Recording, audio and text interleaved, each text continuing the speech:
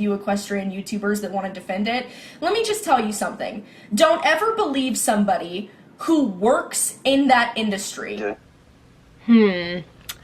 So Seen this road 1,000 times. I've got no roots, but my home was never on the ground. I've got no roots, but my home was never on the ground. hey guys, long time no talking video, and I'm very excited to finally be doing this one. So I just wanted to give a major shout out to Rowley for being so passive aggressive in her recent video and giving me something to respond to. You truly make it so easy.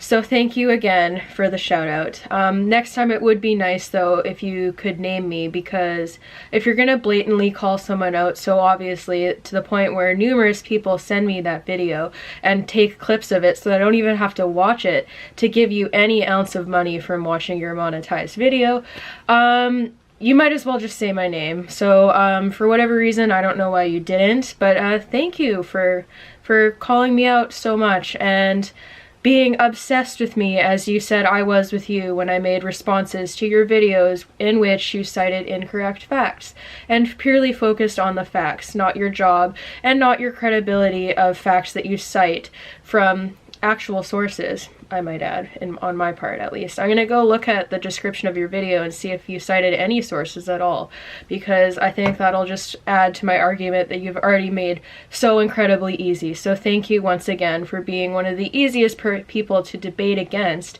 because you just make it so easy. And university has given me a lot of practice with actually knowing what good sources are, so thanks. Okay, so I wanted to thank you again, Rowley, because I just had a look at your video and there are no sources cited in the description. Surprise, surprise. Also, I put on my glasses that I wear to university so I look smart and extra credible, so yeah guys, I know what I'm talking about because I have glasses on, so you better watch it. But anyways, I'm gonna take them off because of the glare. So no sources cited, and I'm gonna include the video clips that someone from Instagram sent to me because they're just so great and they recorded the video so I didn't have to watch it, and those are what I'm going to be using because they're the clips where she targeted me directly. And her main argument about why nothing I say about horse racing is credible is because I make money from riding in the racing industry and it is my paycheck and livelihood, which I am so excited to, like, this is the best thing ever. So with that logic, I'm going to use her logic and apply it to her video. If you make money off of something and you're profiting, you can't be credible for what you're saying because you're directly profiting off of it. So anyways, a little look at her video about horse racing shows me that it is monetized. So anyways, Rowley's most viewed videos, meaning the ones she would make the most money from AdSense off of, are the controversial ones about horse racing and other topics. So it is in her interest to be extremely inflammatory and basically just make a scene so that more people watch it and she gets more money in her pocket. And clearly she doesn't care about educating anyone because of the fact that she doesn't leave any sources in her description. So basically what she is saying to you guys is that I'm not credible to believe because I make money from galloping racehorses, but for whatever reason you should just basically join her cult and believe whatever she says at face value and not question any of it because she doesn't need to source it. And I find that really problematic, especially coming from someone who has such a track record of being extremely controversial and downright nasty to people. Like honestly, she's gotten famous from bullying people and cussing people out. I doubt if I actually looked, like I'm not going to because I don't want to cause myself that much physical pain from watching these videos, but I doubt I could find a single video on her channel where she doesn't swear or name call people. So anyways, Rowley, if you watch this, that's my challenge to you. Try to make one video where you don't swear once, because it seems like it's completely impossible for you to be quite honest. That's the way I see it and lots of other people. You curse constantly, and if anything, it takes away from your argument when anyone with a brain is watching it, because that's not how you debate, and you shouldn't need to name call and put people down to get a point across if you actually have a point. But since you couldn't source anything, I'm gonna go right ahead and guess that you don't have a point other than your opinion. So So anyways, now let's talk about my job in the racing world and how that somehow means I cannot have an opinion on it or do research on it with credible sources that I always cite in my videos. So first things first, Raleigh, it is the off season for racing. I'm not galloping right now. I know this may be hard to comprehend, but as a horse trainer, I do have work all year round riding all sorts of different horses. So right now my paycheck is not from the racing world, and I make enough money as is to not even have to go back to galloping.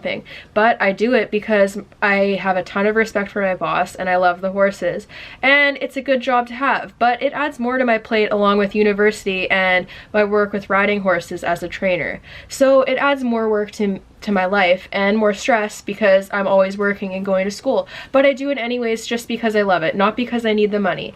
But following that logic, you profit off of your YouTube videos, you profit off of cursing people out, you profit off of starting fights and antagonizing people. So why are people believing what you say when you don't seem to care about the truth? You call yourself an animal advocate, but you don't care about making sure your information is accurate when you give it to the general public. And you expect your fans to just buy it at face value, which unfortunately lots of them do since you have a really young following. But you're expecting people just to blindly believe what you say, which is pretty disgusting because time and time again, you call people out and name call and make them feel small. And speaking from experience on my own channel, people come from your channel who are fans of yours and they say absolutely vile things. And while you can say, oh, that's not my fault, I didn't tell them to do that, the way you speak to people in your videos sets a precedent for all of your followers.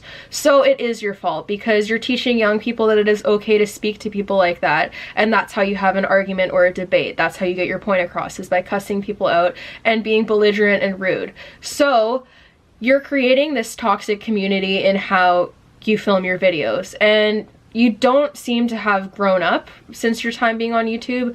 I've been around on YouTube for a while and I've just started making my vlog channel in like the last couple 3 years or so, like 2 to 3 years, but I have seen you come up a lot and it is always for the same type of thing. You've always conducted yourself in this manner, and even with growing and maturing, it doesn't seem to have changed anything. You made that big apology video about how you have depression and how that affects how you film, and guess what? I have depression too, but you don't see me cussing people out and trying to put people down and call them out by names. Okay, and another thing I want to touch on is that the last time I made a video that was in response to some facts that Raleigh cited that were incorrect, and it was just a debate topic. I did not focus on her as a person at all. I just gave my side and my facts, and I actually cited my sources, something that she doesn't seem to be able to do. But the most recent time we got into a discussion on Instagram, she told me that I'm obsessed with her and my whole channel is just making videos about her, and that if I was really so successful, I wouldn't need to do that if I actually had a successful business and was happy in my life, and that I'm just obsessed with her. So I'm going to apply that to you now, Raleigh. Why are you so obsessed with me? Why do I always come up in your videos in a passive-aggressive manner? And you can say it's not me, but come on, if everyone can read into it and say that, then there's an ulterior motive. You've made it clear that I'm the one YouTuber you do not like, which you actually said in one of your recent videos too, which is also like, are you just trying to start your followers to go after people with torches or what? Because even if they don't apply it to me, they're gonna wonder who it is, and you're starting a big guessing game where your fans are wondering who to hate. So once again, that is something that is absolutely disgusting, to use your following in that manner, and I don't have respect for someone who does it, because you're encouraging bullying and you try to act like you're this advocate that's against it, but you honestly don't seem to care about the thoughts and feelings of others, and you also don't seem to care about presenting actual fact or doing your research. But you make all these videos under the guise of caring for animals, and part of caring for animals is making sure that you're actually correct in what you're saying. And also, people should also get respect. It's okay if you don't agree with someone, but you don't need to call them out and curse at them constantly and make them feel stupid and small, because it's just so not okay. Like, I'm treating this video like a bit of a joke, but I still have enough respect for Raleigh as a person to not name call and belittle her, because just because I disagree with her doesn't mean that she's a bad person or that everything she says is bad. She does say a lot of things that are straight up untrue, and I think that's really gross to do when you have such a huge following, to intentionally mislead people and kind of start like a witch hunt. So anyways, she took issue with the fact that I cited the Jockey Club for the injury database and said that it is a biased statistic and that they're obviously going to do whatever they can to make themselves look better, which I found kind of ironic, because if they didn't want to make themselves look bad, then they wouldn't have created the injury database in the first place and actually tallied up how many horses are breaking down. But with that said, the Jockey Club is the governing body for thoroughbred racehorses, meaning they're the people with the access to all of the information from these tracks and the access to injury reports and death reports from this. So, like the FEI and other big equine organizations, they're the ones who keep all this information and have the ability to release it. And with a big organization like that, it would be fraudulent to release false information and alter it to tell a lie, like what Rayleigh does on her channel. I'm probably saying her name wrong, but I don't really care. Like what she does on her channel with producing false statistics or citing her opinion as fact. They can't do that. They have way more accountability than someone like her. And the injury database came about because they study the results of it to change track footings and do other things to make the sport safer. And as a result, injury and death rates have consistently dropped year after year. And the actual breakdown rate is at under 1.5% at the time. So the whole mindset of all these horses breaking down and dying is completely untrue. And also, I think a lot of people say that it's like the 2-year-olds and stuff that are breaking down. It's actually older horses that are more likely to break down. But with that said, the 2-year-old sales where they work them really hard are something that a lot of people, even within the racing industry, don't particularly agree with, because it works horses too hard, too fast, depending on the trainer.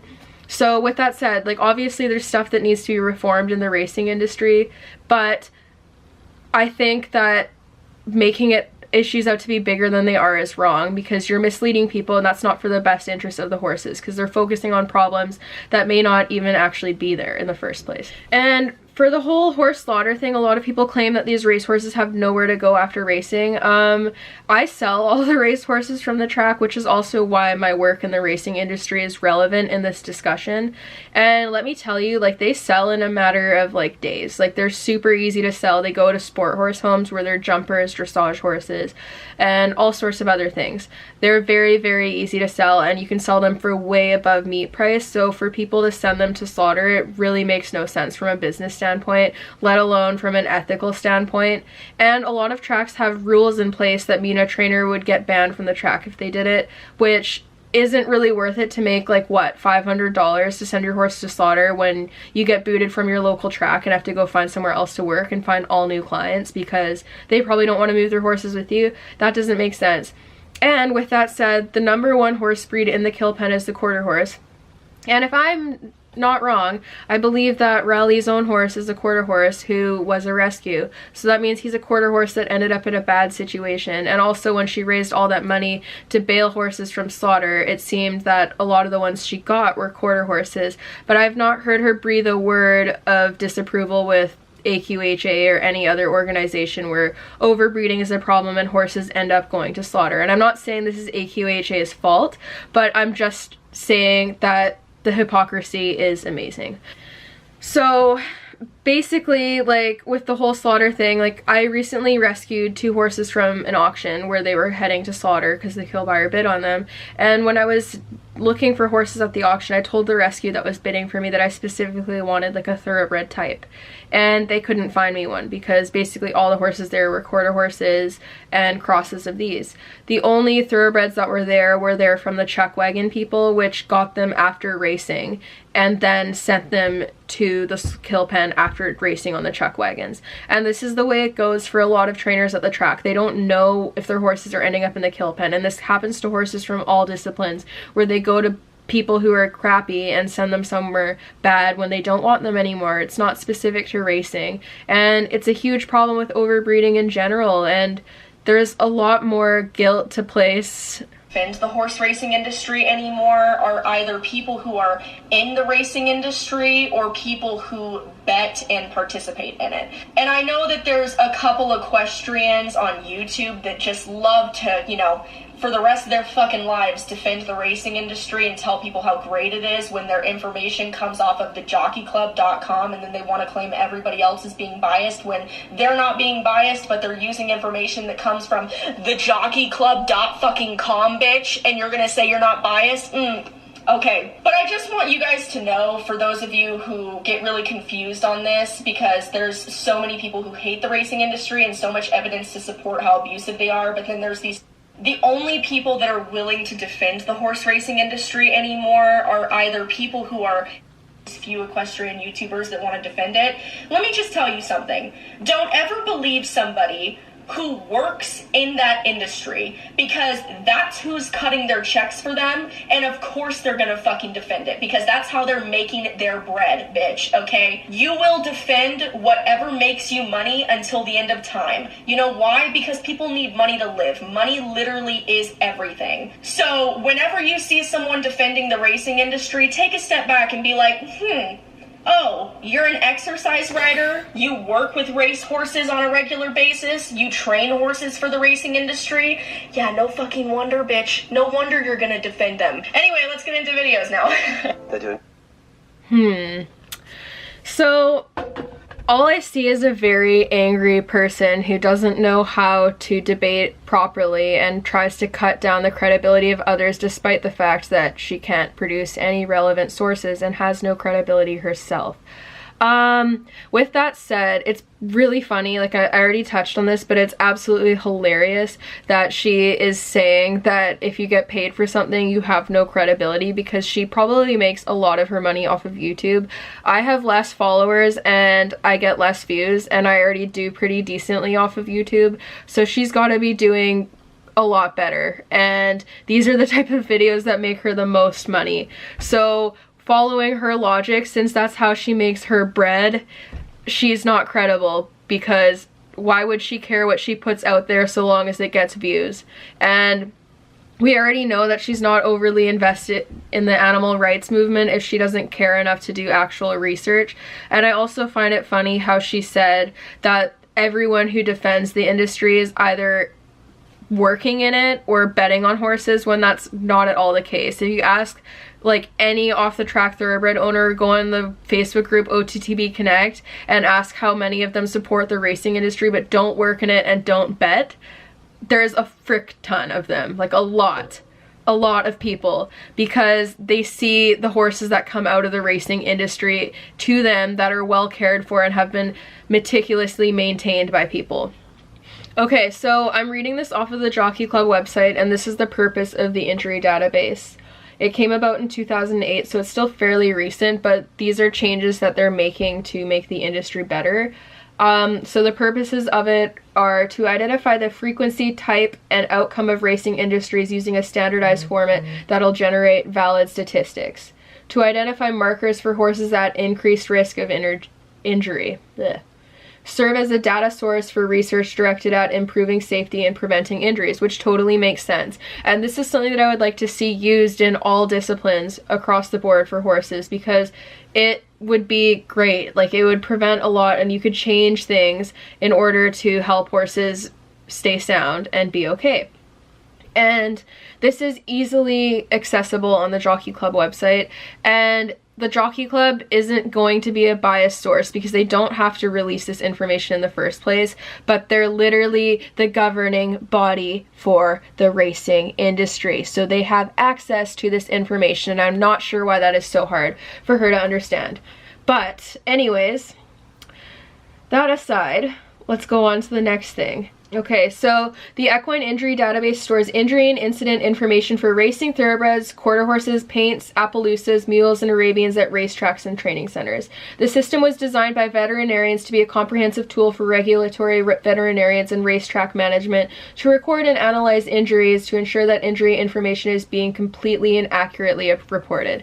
So if you guys don't know how this stuff works, you could literally sue people if they're misrepresenting information like this and saying that it's something it's not. So realistically, it's not in the Jockey Club's best interest to do that, and given the sheer number of people like Raleigh that are rallying to go against racing, they would get screwed 100% if they were misrepresenting this stuff and people proved it. They would get absolutely crucified. So I have another study that was done on injuries in racehorses that isn't associated with the Jockey Club. This study was done in Great Britain from 2000 to 2013. The number one cause of fatality on the track was a musculoskeletal injury. And then fractures were the next for 176 horses. And then dislocation, tendon or ligament injury, multiple MSI, multiple musculoskeletal injury, non-MSI vascular catastrophe, I can't talk, epistaxis, laceration, and so on. Laceration and like vascular catastrophe are really low, like in the 20s. The highest occurrences would be MSI, which is the total amount of the ones that I just cited, and then fractures. During this study period, there was over 800,000 race starts, which means that many races ran with multiple horses in them. And the total number of fatalities during this 13 years was 610. And obviously that'll sound high to you because there's 610, but that's over 800,000 horses, because per race you're talking like probably at least 5 horses at least, and that's on the lower end. And that's the number of starts that they studied, and there's only 610 fatalities. So that shows you how low the rate of injury is. And the thing is, it's probably very similar in other disciplines, but we don't track the injury in the same way, so we can't make the same changes or know how many horses are affected or which injuries are the most common, which is a big problem, and I think that needs to change. But with that said, this is such a small number in comparison to the sheer number of horses running. It really is. So people are blowing it way out of proportion how common this is. And the problem with racing industries is that it's such a huge industry all over the world that the number of deaths and injuries that you're going to hear about are going to seem a lot higher than they are in comparison to the number of horses competing, because the industry is so large. So you don't see anywhere near the same level of that with other disciplines, because first of all, horses don't train on a public track.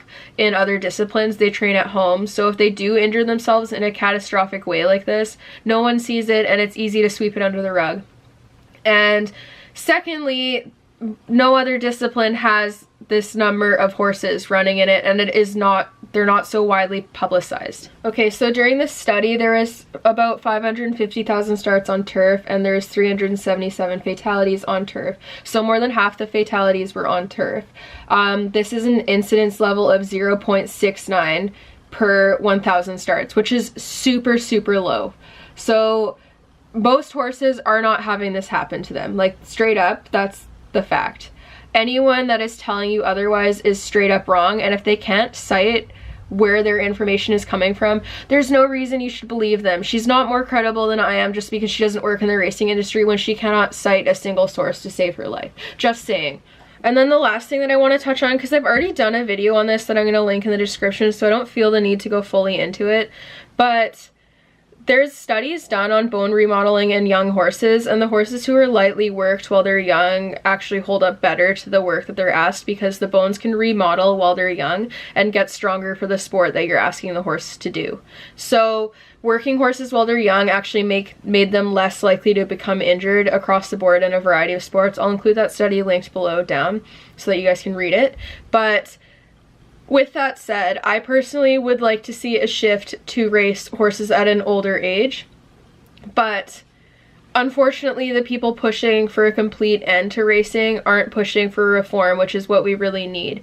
And the other thing that people like Raleigh forget is that the collapse of the racing industry would have a lot of major problems in the world outside of horses and in the horse world, because it is such a huge industry that offers millions of jobs and so much money to the economy that if it were to just disappear, it would be devastating to millions of people. They would have no jobs, they would have nothing to do. There's a lot of people with highly specific skills to that industry that would have nowhere to go after. So there'd be millions of people displaced for jobs. And then you'd also have millions of horses with nowhere to go because their owners no longer have jobs. So even if you're saying, oh, if they really love the horses, they'd keep them. You can't keep a horse if you have no money. And there's not enough homes for all of those horses to go all at once. it would cause a huge problem. And then with that amount of money ripped out of the economy, it would cause I'm not an economist, so like, but with that amount of horses ripped out, with that amount of money suddenly disappearing from the economy, there would be other problems. So to say just to end it but offer no other real solutions makes no sense. So here's my question for someone like Raleigh. What is your solution for all these horses once the racing industry ends? What's your solution to keep them safe and happy and healthy if you care so much about them? Who's gonna feed them? Who's gonna take care of them? Where are all these millions of horses going to go when their owners can't afford them because they don't have jobs? What's your solution for making more jobs for these people once their jobs are taken away from them? How are you planning to do this in a way that's not going to royally screw millions of people and animals? Like, I'm genuinely curious what the game plan is here, because in my opinion it makes a lot more sense to reform the industry so that it's safer, which they are already doing with the injury database, but obviously there's more that can be done. Across the board in all horse disciplines there are problems that need to be solved, and I would like to see them solved. But I think that painting everyone within the industry with the same brush and saying that they're all abusive and they all don't care about their horses and they're all in it for the money, that's just downright false. I work for an amazing boss who loves her horses and takes excellent care of them and is willing to go above and beyond for them, to the point where like most horse owners aren't going to do that. Like, she puts a lot. My camera died, so I'm filming this last part on my phone, but basically my boss is like so good to her horses, and she's not the only one. Like in any industry, there's always going to be bad guys that you hear about that do horrible things, but I think that's kind of inevitable because there's always going to be terrible people even outside of animal industries. But for example, you have people like my boss who pays for other horses that aren't even hers to get expensive treatments because it's what's in their best interest, and pays for horses who aren't with good trainers to get them back, and then gives them to good homes for free. Like, there's not money in this industry to the point where it's lucrative for everyone to just go in and not give a shit about horses and make a ton of money. Like, you have to be in it because you love it, and obviously there's always going to be people that are in it for the wrong reasons, but to try and say that everyone in the industry is like that is just completely false. And I honestly have such a big problem with the amount of support this person, Raleigh, gets when she spends a large majority of her time on her videos just bullying people when she could be spending it actually researching the stuff that she's feeding to you guys, instead of just citing her opinion like it's fact. And it's obvious that she's not someone that has any experience sourcing stuff at a university level, because if she tried to pull what she does on her YouTube channel in class, she would fail everything that she submitted, because you can't cite yourself as fact, and you also just can't not cite anything where your information comes from. But she consistently does this. It happens in almost every single one of these videos that she creates, and she always has to belittle and put other people down in order to get her point across, and it's really immature. Like, come on, you're an adult, get over it and learn how to get your point across in a polite way. Stop swearing so much to your younger followers. Stop putting people down and encouraging your followers to do the same thing to others, because you're creating a toxic area of the internet and other people are seeing it. I know I'm not the only one that's gotten hate from your followers because of stuff you've said about me, or because of things that you've said in your videos that they've chosen to apply to me. It happens to everyone, and I've also been approached by many different riders, some of which have been featured in your videos, where you completely misrepresent the situation that happened on the video, and as a result cause them to be bullied in the comments by thousands of people. I've had minors come up to me and say that they've been featured in your videos and that they've been bullied in the comments to the point where they deleted all of their social media channels. Raleigh, you are a bully. You use your channel to bully people and name call people. You pretend that you're doing it for animal advocacy, but I'm pretty sure you're just doing it to make a buck off of the AdSense money, and you know that by being controversial and loud and rude and belligerent that more people are going to watch your videos. And I think that it's all for the money. Because otherwise I don't get why you haven't altered the way you approach things. If you're truly in it for the animals, do your research and make sure the information's correct. Come up with a better argument to argue against the racing industry that actually includes what's going on within it, instead of making stuff up or blowing things out of proportion to cause a big reaction from your fans, and cursing at everyone and trying to belittle my credibility and undermine the things that I say when I actually source my information and actually make sure it's coming from relevant places, whereas you cannot source anything. Your video has no sources in it, and you're trying to attack me just because I work in the racing industry. It's completely ridiculous, and frankly, I've had enough of it because you tried to make me feel stupid for disagreeing with you on anything, and when I try to give out the actual information with real sources, you say that I'm obsessed with you, but then you constantly make these little comments about people in your videos that people apply to anyone that has had a fight with you, and in a lot of cases me, because it honestly probably is about me. It's exhausting. Grow up and actually do some damn research if you care about animals, and maybe learn how to get a point across without belittling and bullying other people, because your fan base is toxic and a lot of them go around running their mouths and making other people feel bad. And honestly, you're at fault for a lot of people deleting their accounts and coming off the internet because of the backlash that they've gotten from you misrepresenting situations in your video. It happens all the time, and you don't fact check anything. You don't care about sourcing anything, and you've done it numerous times. You did a video on someone who didn't close their trailer window and was driving with the window open, when in reality the horse jumped through the bars and broke the window, and you put that person on blast for something that never happened just because that's what you thought happened. You had no proof that that was what happened, and the initial post said otherwise, but you still put them on blast. It is disgusting, and it really needs to change, and I hope that some people see this that might have supported you in the past and realize how toxic the way you present yourself is, because you have some good points, and I'm sure you genuinely do care about animals, but the way you're running your channel makes it seem like you don't, and that you're all in it for the views and for the attention, and that you don't care who you hurt in the process, and frankly, that is inexcusable. So I really hope something changes, because you're a big bully and you're making a ton of money off of it, which is gross.